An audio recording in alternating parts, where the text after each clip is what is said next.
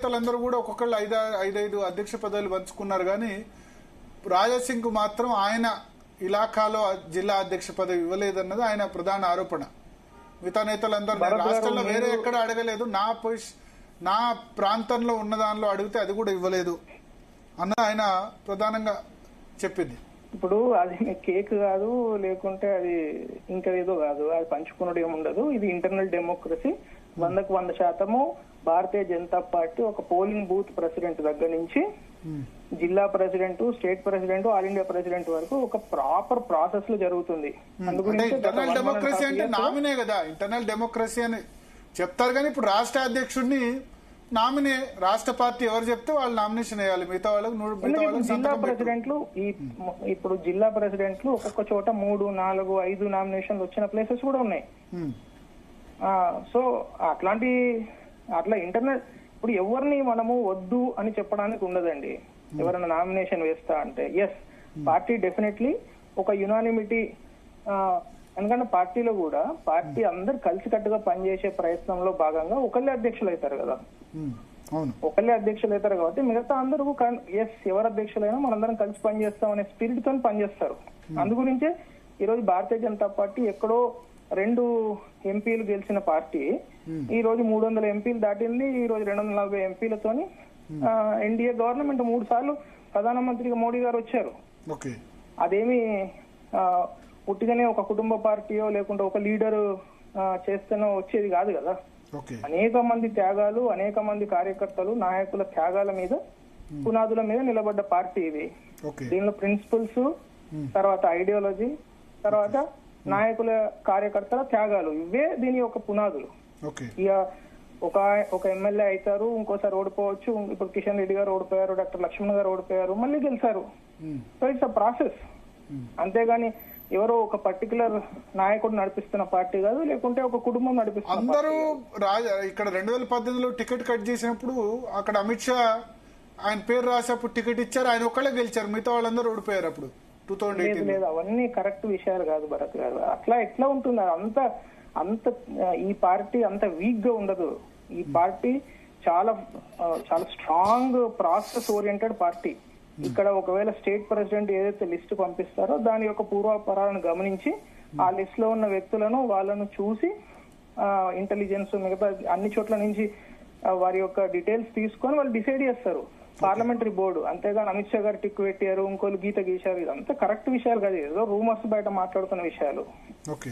అవి ఎట్లా కరెక్ట్ అవుతాయి? దానికి ప్రామాణికత ఏముంటుంది? ఇప్పుడు వాట్ నెక్స్ట్ ఫర్ పార్టీ గోషామహల్లో? సో ప్రస్తుతానికి రాజాసింగ్ గారు కంటిన్యూగా ఎమ్మెల్యేగా కొనసాగుతారని భావిస్తున్నది పార్టీ. ఒకవేళ అక్కడి నుంచి ఎవరైనా కంప్లైంట్ చేసి స్పీకర్ గారు ఒకవేళ వారిని అనర్హత ప్రకటించి బై ఎలక్షన్స్ వస్తే we have so many contestants అక్కడ. గోషామహల్లో భారతీయ జనతా పార్టీకి చాలా మంది కార్యకర్తలు ఉన్నారు, అద్భుతమైన నాయకులు ఉన్నారు. వాళ్ళు ఎవరో ఒకళ్ళని మంచి వాళ్ళను పార్టీ నిర్ణయిస్తుంది, వాళ్ళు కంటెస్ట్ చేస్తారు. కానీ అంటే పార్టీలో ఒక్క రాజాసింగ్ మీదే చర్య తీసుకోవడం, ఇంకా మిగతా చోట్ల డిసిప్లిన్ ఇష్యూస్ చాలా వచ్చాయి, కేవలం రాజాసింగ్ మీద చర్య తీసుకోవడం రాంగ్ సిగ్నల్ లేదండి. చాలా మంది భరత్ గారు, ఇట్స్ ఎ కామన్ ప్రాసెస్. ఇంతే ఇప్పుడు ఆల్ ఇండియా పార్టీలో ఒక రాజాసింగ్ గారిని సస్పెండ్ చేసిన సమయంలో కూడా ఇంకొక అధికార ప్రతినిధిని, అట్లాగే అంటే ఆల్ ఇండియా అధికార ప్రతినిధి నుపూర్ శర్మ గారిని సస్పెండ్ చేయడం జరిగింది. అట్లాగే హర్యానాలో ఒక ఎమ్మెల్యేని సస్పెండ్ చేయడం జరిగింది. వెస్టర్న్ యూపీలో ఒక సీనియర్ నాయకులను సస్పెండ్ చేయడం జరిగింది. వాళ్ళు ఎవరి సస్పెన్షన్ కూడా రివోక్ కాలేదు. వీరి సస్పెన్షన్ రీఇన్స్టేట్ అయింది ఫర్ ద రీజన్స్ దట్ మనకున్న ఎలక్షన్స్ దృష్ట్యా, లేకుంటే వారికి ఉన్న పాపులారిటీ దృష్ట్యా, వేరియస్ రీజన్స్. అట్లా షోకాజ్ నోటీస్ పంపించడము, ఆ ప్రాసెస్ లోనే వారు షోకాజ్ నోటీస్ కు ఆన్సర్ చేయడము, అదంతా తీసుకొని దాని ప్రసాదం వాళ్ళు రీఇన్స్టేట్ చేయడం జరిగింది. ఇప్పుడు వారు వాలంటరీగా వచ్చి నేను రిజైన్ చేస్తున్నాను చెప్పడం జరిగింది. దాన్ని న్యాచురల్ గానే అంటే యాక్సెప్టెన్స్ పెద్దవాళ్ళు ఆలోచించి, ఆల్ ఇండియా పార్టీ ఆలోచించి రిజిగ్నేషన్ యాక్సెప్ట్ చేసింది.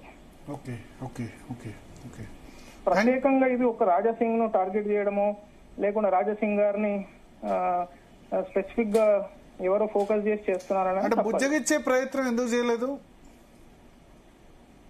రాజాసింగ్ సరే ఆవేశంలో రాజీనామా చేశారు, ఆ రోజు వేరే వాళ్ళు కూడా వేరే వ్యక్తి కూడా నామినేషన్ వేసేందుకు వచ్చారు అంటారు, బట్ ఆయన వేయలేదు. ఇలా దాని గురించి కాదండి, వారు రాజీనామా చేసిన తర్వాత వారిని మీరు రాజీనామా వెనక్కి తీసుకోండి అని ఖచ్చితంగా చెప్పున్నారు. వారి యొక్క ఆలోచన మేరకు వారు దాన్ని తిరస్కరించి ఉండొచ్చు.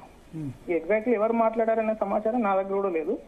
బట్ 100% ఈ పార్టీలో ఎవరైనా అట్లా ఆవేశంగానో లేకుంటే ఏదో బాధ అనిపించో అట్లా ఏమైనా చేసినప్పుడు అందరూ పెద్దవాళ్ళు మాట్లాడతారు. ఎందుకంటే ఒక భారతీయ జనతా పార్టీ వాళ్ళే కాదు కదా, పార్టీలో సీనియర్ మోస్ట్ లీడర్స్ ఉంటారు, డిసిప్లినరీ కమిటీ ఉంటుంది, ఒక గైడెన్స్ ఇచ్చే సీనియర్ నాయకులు ఉంటారు, వాళ్ళు కూడా మాట్లాడడం జరిగింది. సో మాట్లాడినా కూడా వారు నిర్ణయం తీసుకున్నారని అట్లా. అయితే ఒకటి, ఇప్పుడు పార్టీ కొత్త అధ్యక్షుడిని ఆయన మమ్మీ డమ్మీ ఈ విధంగా మాట్లాడారు రాజాసింగ్. డమ్మీ పార్టీ అధ్యక్షుడు అయ్యారంటూ మీ పార్టీ నేతలు కొద్దిమంది అంటారు, వేరే పార్టీ వాళ్ళు అంటారు. కొత్త అధ్యక్షుడి గురించి రకరకాల కామెంట్ చేస్తున్నారు రామచంద్రరావు గురించి. ముగ్గురు వ్యక్తులే పార్టీ నడిపిస్తున్నారని ఆయన ప్రెస్ కాన్ఫరెన్స్ పెట్టి మరి కూడా చెప్పారు రాజాసింగ్. లేదు, అది టోటల్ తప్పండి. అది 100% తప్పు. వారి అభిప్రాయాన్ని నేను పెద్ద స్పెసిఫిక్ గా ఖండించాల్సిందేం లేదు. ఆయన అట్లా ఎందుకని కూడా నాకు తెలియదు. బట్ నేను గత 12 సంవత్సరాలుగా చాలా క్లోజ్ గా పనిచేస్తున్నా, పార్టీలో చాలా సీనియర్ నాయకులతో కలిసి పనిచేస్తాను నేను. సో ఎప్పుడు కూడా ఏ క్షణం కూడా ఇప్పుడు ఆ సీన్ ఎవరు ప్రెసిడెంట్ ఉన్నా ప్రెసిడెంట్ కు చాలా రెస్పెక్ట్ ఉంటుంది. ప్రెసిడెంట్ చాలా స్ట్రాంగ్ నిర్ణయాలు తీసుకుంటారు. అందుగురించే భారతీయ జనతా పార్టీ విజయాలు సాధిస్తున్నది. ఇప్పుడు మొన్న 3 ఎమ్మెల్సీ కంటెస్ట్ చేస్తే 2 గెలిచినాం కదా. రామచంద్రరావు గారు ఇన్ఛార్జి ఉన్నప్పుడు గెలిచాం మేము. రామచంద్రరావు గారు 40 years నుంచి పార్టీలో పనిచేస్తున్నారు. వారు స్వతహాగా ఎమ్మెల్సీ కంటెస్ట్ చేసి గెలిచారు. అనేక ఎలక్షన్స్ వారు ఇన్ఛార్జ్ గెలిచాము అట్లా. సో రామచంద్రరావు గారిని అట్లా ఎవరైనా అంటున్నారంటే వారికి ఇంకా పార్టీ ప్రిన్సిపల్స్ ఈ పార్టీ అర్థం కాలేదని లెక్క. వాళ్ళను కార్యకర్త అని అనలేం మనం. ఎందుకంటే ఎవరు ప్రెసిడెంట్ అయినా భరత్ గారు ఒకటే విషయం, ఈ పార్టీ కార్యకర్తలకు ఉండే ఏకైక డిసిప్లిన్డ్ సోల్జర్స్ లాగా పనిచేసే ప్రతి కార్యకర్తకు మనసులో ఉండేది ఏంటంటే ఎవరు ప్రెసిడెంట్ అయినా కూడా వారే మా నాయకులు. వారి గైడెన్స్ లో వారి లీడర్షిప్ లోనే అందరు పనిచేయాల్సి వస్తుంది. అందరు పనిచేస్తాం, అందరు కలిసికట్టుగా పనిచేస్తాం. ఇప్పుడు మోడీ గారు కూడా నడ్డా గారి నాయకత్వంలోనే పనిచేస్తారు పార్టీ విషయానికి వచ్చినప్పుడు. 100% అది మనం అనేక సార్లు చూసాం. ఇప్పుడు మోడీ గారు 2వ ఎలక్షన్ గెలిచిన తర్వాత ప్రెస్ మీట్ విజువల్స్ మీరు చూస్తే నడ్డా గారే దాని లీడర్షిప్, అప్పుడు అమిత్ షా గారు ప్రెసిడెంట్ కాబట్టి అమిత్ షా గారి లీడర్షిప్ లోనే ప్రెస్ కాన్ఫరెన్స్ జరుగుతుంది పార్టీ ఆఫీస్ లో. So it's very natural process. Raja Singh statement వచ్చింది, అధికారిక స్టేట్మెంట్, నేను చదివి వినిపిస్తాను. आज से ठीक 11 साल पहले मैंने भारतीय जनता पार्टी की सदस्यता ली थी.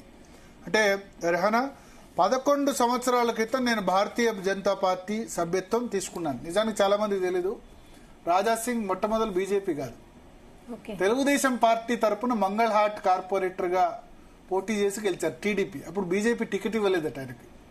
చాలా చిన్న వయసు, రాజాసింగ్ 40s లో మాత్రమే ఉన్నారు.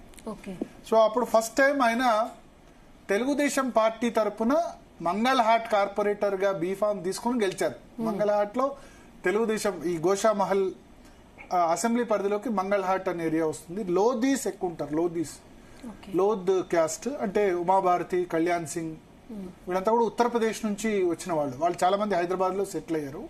సో ఆ మంగళహాట్ నుంచి ఆయన ఫస్ట్ టైం కార్పొరేటర్ గా తెలుగుదేశం పార్టీ తరఫున గెలిచారు. తర్వాత భారతీయ జనతా పార్టీలో చేరారు. సో ఇప్పుడు ఆయన లెటర్ ఇష్యూ చేశారు.